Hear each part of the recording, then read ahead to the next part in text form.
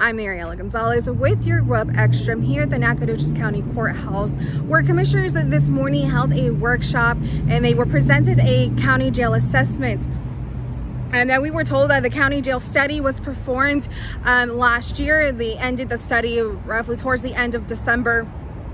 And I was in there this morning where the presentation touched on multiple items, such as making areas handicap accessible, expanding office spaces, and updating maintenance and security.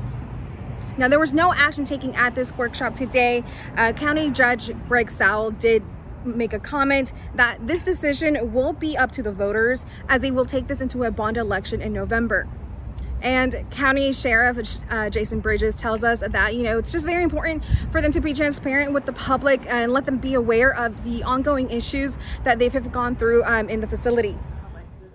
Well, it's been a good study. They've worked well, they've done their due diligence, and they've been thorough about it, and that's what we needed. We need to see where we're at so we can present that to the public and let them know. And as we know, you guys addressed the many issues you guys endured in the jail and like that. How does it feel now just being able to take those steps forward? Well, it's good. It's a process, and it's a long process, and we understand that. We've been going through this a long time. I think we've been educating the public of our problems here. This is the second study we've had done. I think this one was probably a little bit more in depth, and we're going to be able to present all those, when they decide how we're going to move forward. As the judge said, at the end of the day, this is the taxpayers' jail. It's their inmates that we're housing. And it's our job to let them know what the problems that we do have, and the amount of money that it's going to cost, and what they decide that they want to do, and how they want us to proceed to move forward. Well, there's a lot of things that led up to the jail study. Obviously, you're working with a 30-year-old plus facility. We've had a lot of problems over the years. We've recognized we do maintenance every day just to keep it alive, and that's kind of where we're at, to keep going.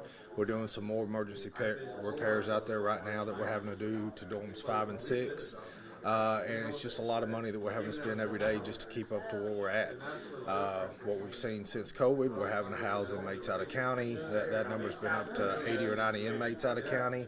We've budgeted $1.5 million per year now just for that, because the housing cost is just going through the roof now. Where it used to be $30, $35 a day to house an inmate out of county, we're having to pay up to $75 a day. And so it's just, it's costing us a lot of money to do that.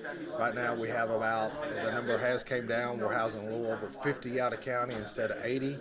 That's, savings of 30 inmates, but, the numbers just fluctuated, and we're having to deal with what we deal with. We try to control the jail count as best as we can, but, we still have a lot of warrants outstanding that's not even been served out there, so that number is going to continue to fluctuate. But just getting back to the jail problems, it's just what we've seen and what we've talked about. It's just an aging jail that's in use every minute of every day of the year, and we've done the best job we can to keep it up. But it was just like the dorm that was added on to in the jail. When they said they built it, it was good for, I think they said 10 years, and here we are going on nearly 30 using it. But at some point we've got to move forward.